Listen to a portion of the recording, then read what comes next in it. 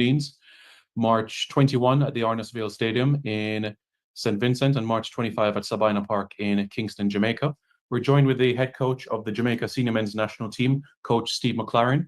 Before our coach gets into some opening remarks, we're going to show on the screen quite briefly the squad, and then Coach McLaren will get into some opening remarks.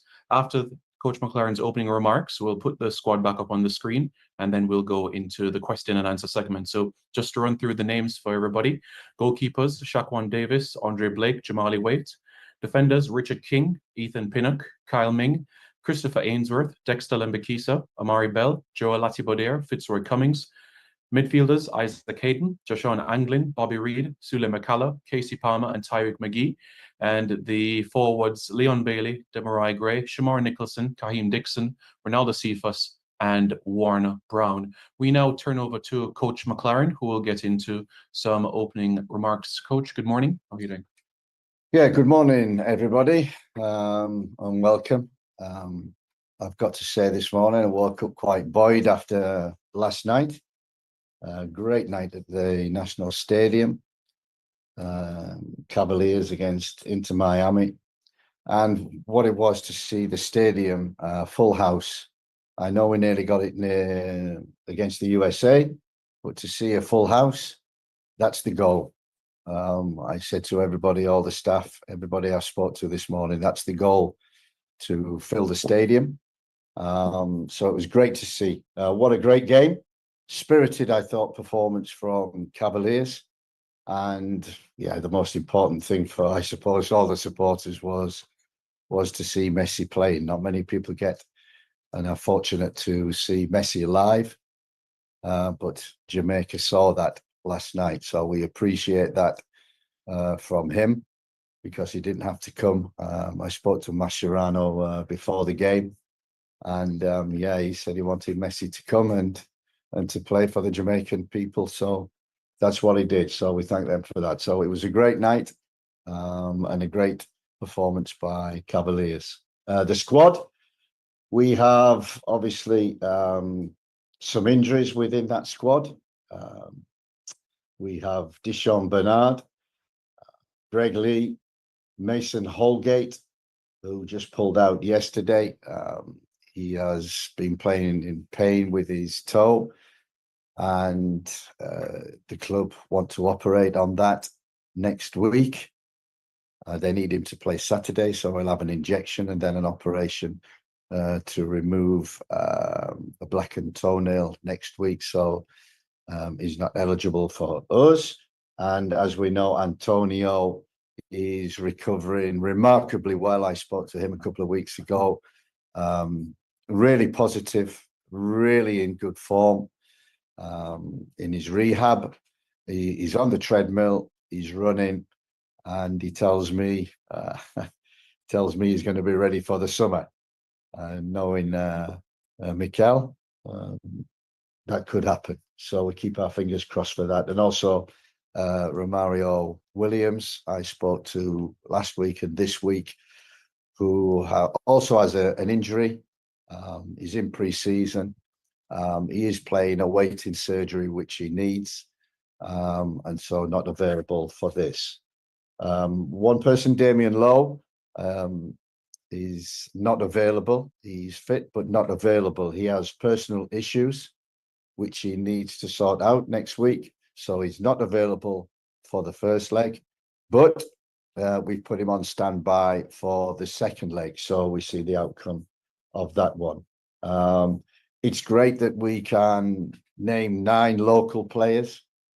And the reason for that, I think, is obviously injuries to come to the squad, but to give them opportunities. The camp we had a few weeks ago, the 2 games against Trinidad, the work for nearly 5 days with them gave me a great insight into the abilities, the characters, and I really enjoyed that camp. Really enjoyed the 2 games, and from that working with them has given me confidence in which I can put them in the squad and know that they will do the job. So that's good. For the camp and the squad, I think we've enough experience in there from, Andre Blake, we have Pinnock, we have Latty, we have Amari Bell, Isaac Hayden, Palmer, Bobby Reed, welcome him back, Leon Bailey, Damari Gray, Shamar, all experienced players. And, we expect them to step up and see us through and get us into the Gold Cup. One other item concerning the staff, Richard Hartis, who was my assistant and goalkeeping coach, has about a month ago, 6 weeks ago, moved to Besiktas in Turkey with Ole Gunnar Solskjaer. So he's the goalkeeper coach there. But I got to say, after speaking with him, he wants to still work with Jamaica, and he's volunteered his services to come and help us qualify for the World Cup and the Gold Cup. And so he's coming in the capacity of just goalkeeping coach, which left the assistant role vacant. And I filled that with Paul Simpson, who you might have seen in the last camp for the local players. Paul, we played together. I coached him. He's been my assistant twice at Derby and Newcastle. And what he brings is unbelievable experience of actually winning a World Cup for England, under 20s World Cup in South Korea in 2017. So he knows what it takes to qualify for a World Cup, and he knows what it takes to win a World Cup. So his experience will be invaluable in helping myself, the players, the staff, and the JFF to accomplish our goal. We come up next week in this camp against St. Vincent and Grenadines. What do we know about them? We've watched them for 6 games in Bonaire, Montserrat, and El Salvador, twice each. So we've watched 6 games, and this is not going to be an easy game. El Salvador, they beat them at home, and they should have beat them again, but conceded a last-minute goal against. But they had 2 great games against El Salvador, and we know the team has got good attitude. They play with each other regular, so they know each other. They've got a great spirit and great attitude, and players in the front 4 who can hurt you. My first job is to make sure that we don't approach this game complacently, and we'll be certainly showing clips of St. Vincent and Grenadines, the strengths and how they can hurt us. If we're not right in terms of attitude, this can be a very, very difficult game for us. Our goal is really to get the job done, to qualify for the Gold Cup. It's important we do that. Important for various reasons. To do that, keep the ranking high so we get better qualification, better seeding in groups, we hope, coming up. What I want, my final message before I take questions, it's a World Cup year. It's a big year. It's a year in which we've got a great opportunity, an opportunity not achieved since '98 of qualifying for the World Cup. And everybody has to be together. Everybody has to be together. Everybody has to work together. And what I expect is, from the top to the bottom, I expect the JFF to provide us with the tools necessary to make sure that the players and the staff and everybody get the equipment and everything that we need to be able to achieve the goal of the World Cup 26. We expect the players to show commitment, attitude, and professionalism, which is the key thing, and make sure that they know this is it's a one-off opportunity to qualify for the World Cup, and the players must have that commitment, attitude, focus, and above all, sacrifice. I think it's a year of sacrifice for Jamaica. for each other, for the supporters. So everybody has to do that. The staff, to show their expertise, we need that to be available, make sure that they're supported. And ultimately, I think I come full circle. I saw a full house, 35,000 in the National Stadium last night. We had 29 against the US. We want a full house again. And we'll only achieve that if we're successful and heading towards the World Cup. So the supporters get behind the teams through thick and thin. There will be ups and downs. There will be disappointments. There will be highs. But make sure that we all stick together from top to bottom. Thank you. Thank you very much, Coach McLaren, for that. We'll now open the floor for questions from members of the media. Mr. Spence, good morning. You can go ahead.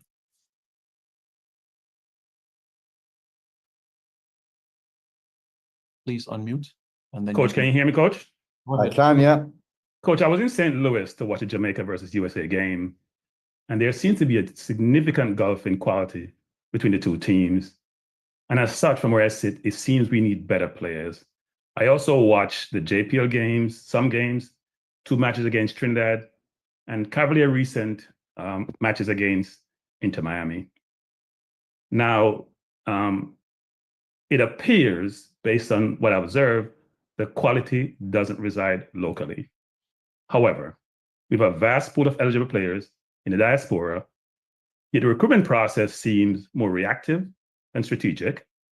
As such, what structured approach, if any, is in place to actively scout, track, and engage its players before they commit elsewhere? And what are you doing specifically to source these players? Yeah, when I took the job, recruitment was probably, apart from the squad players, the players that were already playing, the next most important job was scouring Europe, America, wherever we could, for dual nationals, players who could play for Jamaica. And all we're looking for is to develop and improve the present squad, and to improve the present squad by recruitment. That recruitment process started from day one, with conversations with a host of players, England, Europe, in the USA as well. And that's ongoing. I think we spoke about this a few months ago, about, what it takes to get a passport in Jamaica. And the process is very long. It's very patient wearing. And we have several players now who are very close to achieving the passport that is required for them to play for Jamaica. It's been too slow. The process hasn't been. Sometimes we're flying, and sometimes we're close, and then we're far away. There's a lot of things to get a passport, and a lot of documents that the players have to collect, and documents from you talk about grandparents, so 30, 40 years ago, trying to find birth certificates, etc. In the parishes in Jamaica has been very difficult. But we're on with about 5 or 6, and we're only going to recruit players who can improve the present squad and the present team. So that has always been the goal from day one. That process is ongoing. There are a lot of people, especially in the UK, who are working towards that. A lot of people over here also, Devon Porter and Ian Campbell, through Roy Simpson, are working to get the Europeans nationalised so that they can play. Our goal is to have them available we have 2 friendlies in the UK at the end of May, 2 World Cup qualifiers. Hopefully we get through the next 2 games, the Gold Cup, and then hopefully we have the group stage of the World Cup. So we have a bit of time. We'd like them earlier. It's not been possible, but we're working damn hard to make sure that we better the players, better the squad, better the talent that we've got in there. Do you have a follow-up, Mr. Spence? Yeah, I do. I just watched the press conference with Thomas Tuchel, the England press conference, and he was asked a question about the working arrangement he has with the England FA. And the question was more around, can you actually work remotely? And he noted this was only in the inception of the role, that he's been to over 25 games, only goes back to Germany to be with his family. You are currently working remotely. Can you truly be effective in your role working remotely? And do you go out to see potential recruits and go to a number of games to watch them to see if they can add value to your team? Yep, that's exactly what I do and will continue to do. Thank you, Mr. Spence. Matthew, go ahead. Hi, good morning, Coach. Can you hear me? I can, Yeah. Matthew. Yes. Good morning, Simon, as well. Coach, Lewis Baker, he was recently recalled from his loan at Blackburn, and he's been in fine form for Stoke this year. What, if anything, can you tell us about your recruitment for Lewis? And is he someone that Jamaican fans can expect to see sometime soon?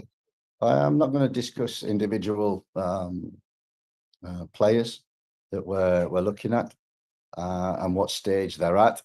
Lewis is on the list. And another one that the process is very slow. But yeah, it's great to see him playing for Stoke, playing very well. We're in constant contact with him and the process goes on. Thank you, Coach. Thank you, Matthew. Dre, good morning. Go ahead.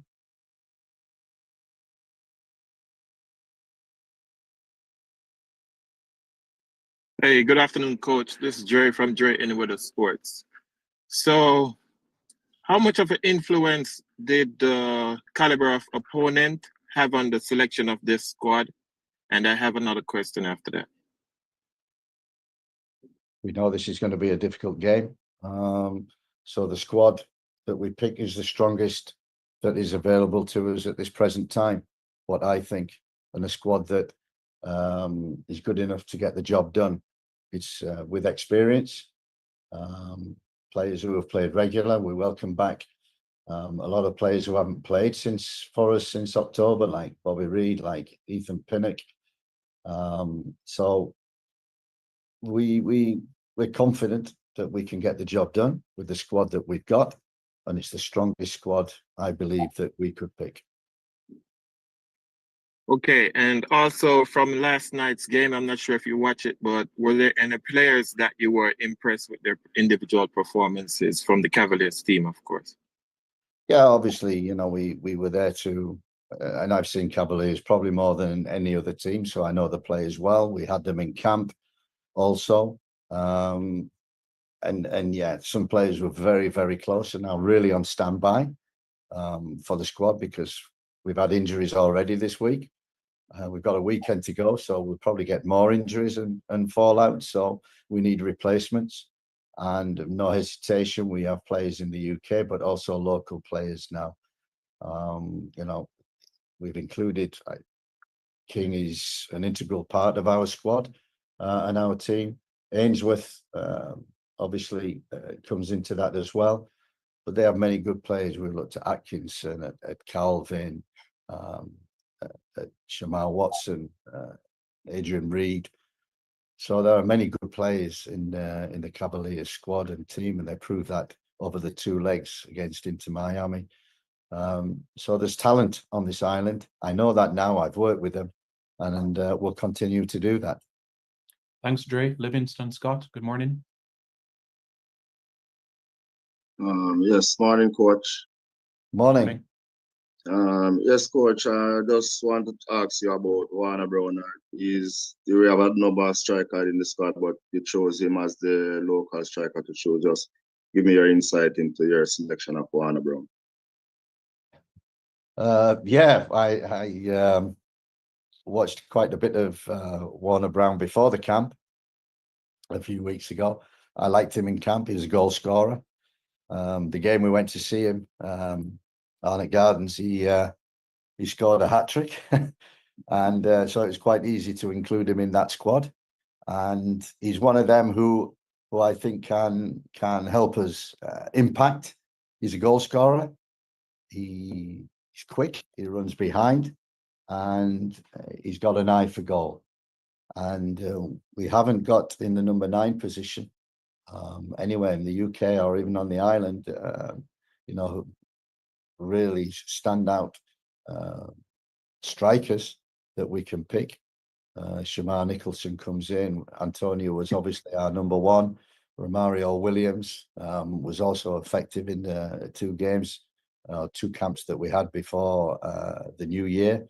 I liked him, but unfortunately we can't get him. So the number 9 is a position in which we need to find that hidden gem. So yeah, Shamar, Warner Brown have got an opportunity this week in the 2 games to seal a place. Okay, thank you. Just want to ask, coach, just as I said, a lot of local players in the squad. Will we get to see a mix? Are you showing some confidence in some of these players? Yeah, absolutely. And looking forward to, we have joined up on Monday. We have 3 days preparation, which gives us good time to look at the players and find the right balance of the team. And as I say, it's not those who start, it's also the finishers. So it's a squad game, and I believe we've got a strong enough squad to get through. Thank you, Livingston. Simon Stone from the BBC. Good afternoon, Si. Simon, Hope you're okay, mate. Hope you're okay. Good to see listen, you. I'm good.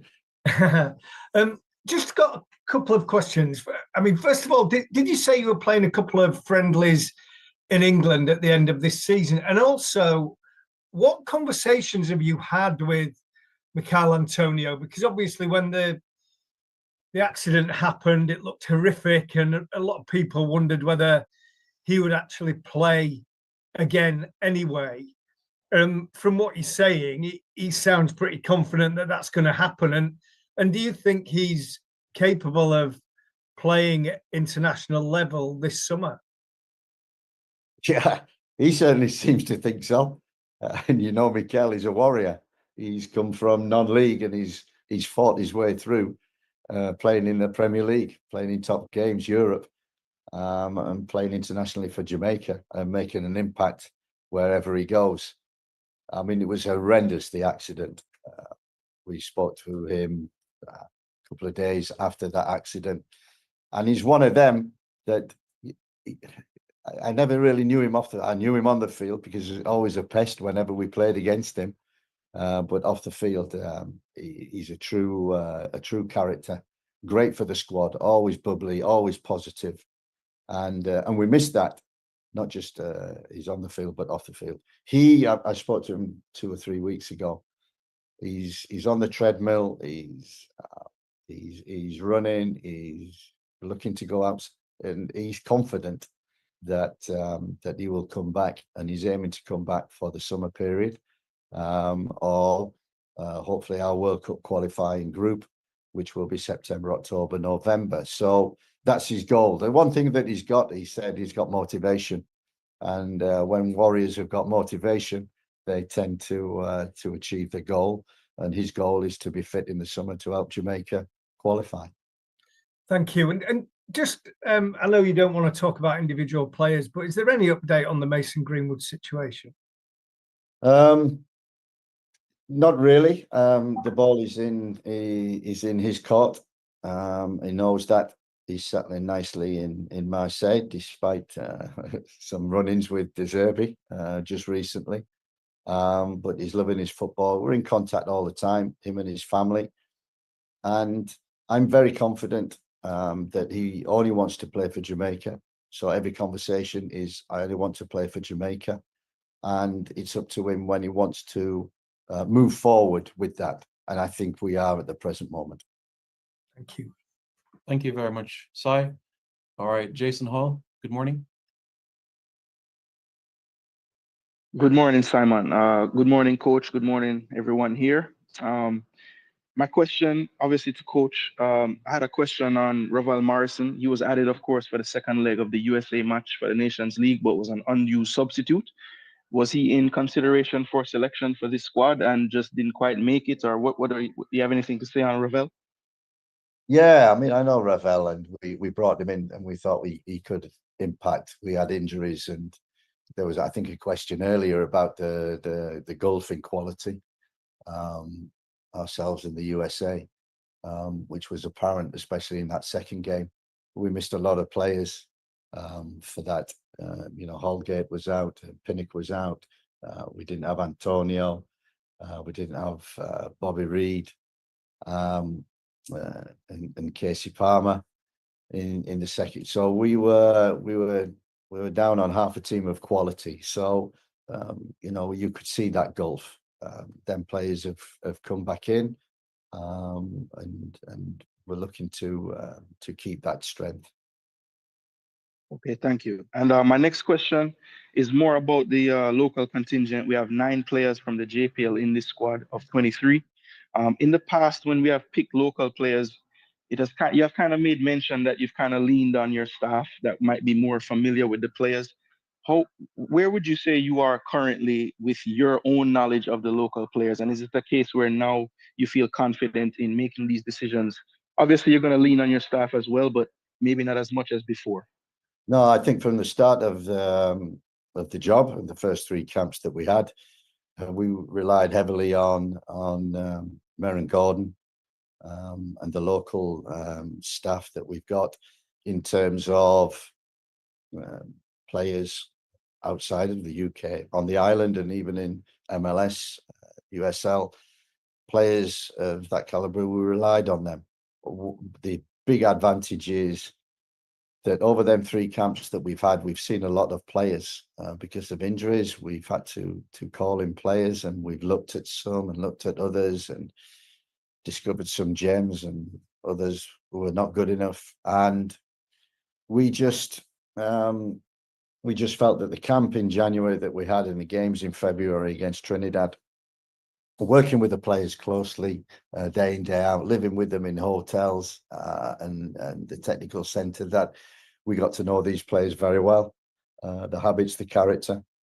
And in that 3-week period that I was over, watched a lot of games, but working with them, that's where you truly see the players.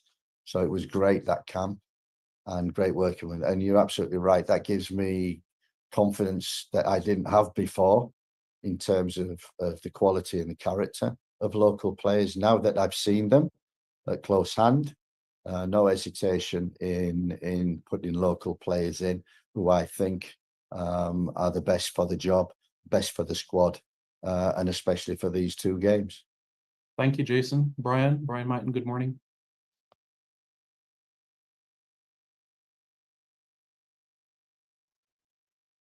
Yeah, good morning, Simon. Are you hearing me? Yes, I am. Go ahead. Yes, good morning, coach. Just Morning. a question on 2 players. So in the local Premier League, we have an attacking midfielder called Nikhil Ellis, who's actually been doing pretty well. Do you know anything about him? And also, recently we had a U17 World Cup qualification, which we had a young striker, Seymour Reid. I noticed you mentioned strikers just now. He's a young player who's been training with his MLS outfit and is also playing in the MLS Next Pro.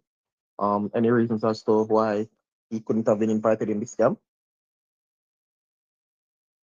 Yeah, we've got a little bit for experience, but we certainly know the boy Fuller.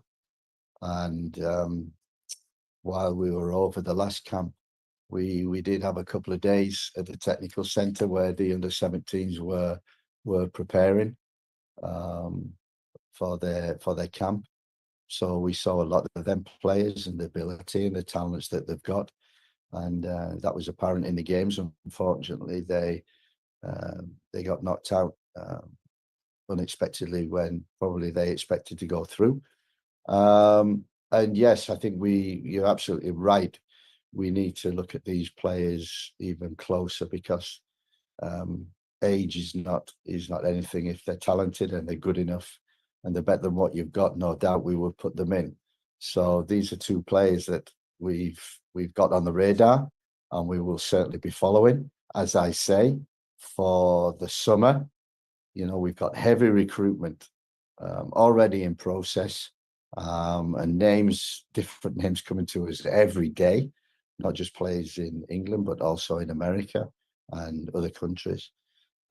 So recruitment is certainly one of them important aspects of building this squad, so it's strong enough to qualify for the World Cup. Thank you, Brian. Daniel Blake, Observer. Good morning, Daniel. Hi, good morning, Simon. Good morning, Coach. Hi, Daniel. first question in regards to Leon Bailey. After he had scored in the first leg against Club Brugge in the Champions League, he said he was really looking forward to playing in the Gold Cup qualifiers and, you know, eventually making it to the Gold Cup. He also admitted that he's had a fairly tough season, but, you know, he's a warrior, like you mentioned, similarly with Michail Antonio. What have your conversations been with him since that last USA game in November? I know that he's been sort of in and out of the Aston Villa team, but how much confidence have you seen from him in recent games and just in your conversations with him? Yeah, the conversations are always positive and very honest. We were very honest after the 2 USA games, and we followed him. I follow him very, very closely. And it's no coincidence, Unai Emery, he, you know, when the big games are on, when they have to win, he always puts Leon in the team. He's got a lot of games, a lot of rotation going on. That's why he's in and out. His fitness is good when he plays. He feels good and plays well. And, you know, you trust the judgment of top managers, and Unai Emery is a top manager. And when he picks Leon for the best games, and he's certainly over the last few weeks, certainly impacted whenever he's played. And that's what we expect. And that's the conversation that we have with Leon and everybody, Damari Gray, anybody who comes, you know, what you're doing for your club. That's why you picked. Come and do it for Jamaica. And that's what we expect. Yeah, and second question, in all of the squads that you've chosen, you've given a lot of credit to your assistant Meron Gordon, who has been able to, you know, help you with some of the local players and some of them who were, you know, based in some of the European countries and in America and so forth. Have you gotten more comfortable in squad selection, especially after having that camp, knowing more of the local players while trying to blend that in with the European-based players? Yeah, I think when I got the job, took the job, you know, I knew the squad. I knew the UK-based players within that squad. I knew the UK-based players that the JFF been trying to recruit as well. The one thing I didn't know was the local talents. How good they were. And as you're saying rightly, I gained confidence in terms of selecting local players. One through Meron Gordon very early on. And the second was the camp that we've had, working close hand every day, coaching, building relationships, seeing them actually with the Jamaican shirt on. And is it too heavy for some players? We certainly saw that. And it gives me a lot more confidence in saying, yes, I think he can do a job because I know the quality that's required. So, yes, I think present squad, players we're trying to recruit, and now local players, and seeing a lot more games. I'm a lot more confident in what is available on this island. Thank you, Daniel. We now go to CC. Go ahead.